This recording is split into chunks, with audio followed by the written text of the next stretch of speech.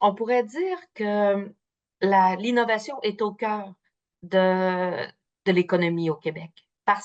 Et c'est un réseau qui s'est très, très bien développé avec le temps. D'abord, le ministère de l'Économie est aussi le ministère de l'Innovation. Pourquoi? Parce que tout notre tissu industriel, c'est souvent des petites entreprises et il y a beaucoup de programmes pour susciter les entreprises à améliorer leur productivité. Donc, ça, c'est la première chose.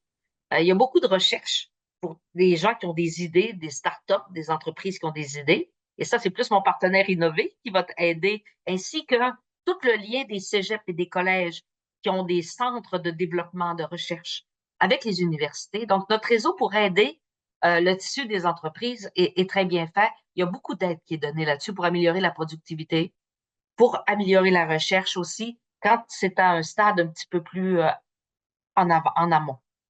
Euh, il y a souvent un partenaire industriel qui doit être avec une académie ou deux partenaires industriels. Donc, c'est comme ça que ça va fonctionner. Que ce soit un cégep, c'est-à-dire une institution collégiale ou une académie. Donc, c'est un tissu d'innovation qui est très performant et ces entreprises-là, ces réseaux d'aide-là sont proches des entreprises. Et ça, c'est fondamental. Euh, pour l'éolien, par exemple, qui se déploie beaucoup, on a déjà un peu d'éolien au Québec, mais dans le plan d'Hydro-Québec, il y a un plan d'ajouter 10 000 mégawatts d'éolien, vous imaginez, d'ici 2035. Il y a déjà un premier projet de 3 000 mégawatts qui a été annoncé par la Société d'État, par Hydro-Québec, au Lac-Saint-Jean. Et là, ça veut dire l'implication des communautés qui sont là, ça veut dire l'implication des industriels qui sont là, mais ça veut dire aussi l'implication des communautés autochtones, parce que ces projets-là vont se faire sur des territoires non cédés auprès de deux, trois de ces communautés-là.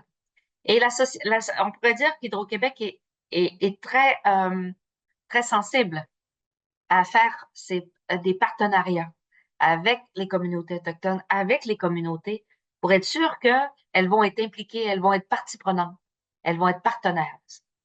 Donc, c'est une nouvelle façon d'opérer.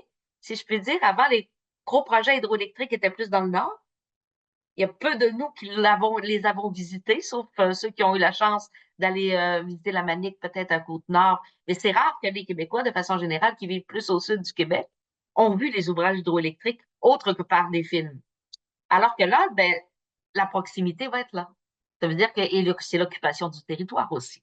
Alors, comment les gens qui veulent rester dans les régions, qui ont déjà des activités là, vont être partie prenante, puis vont développer l'acceptabilité sociale envers les projets d'éolien, puis envers les projets de solaire.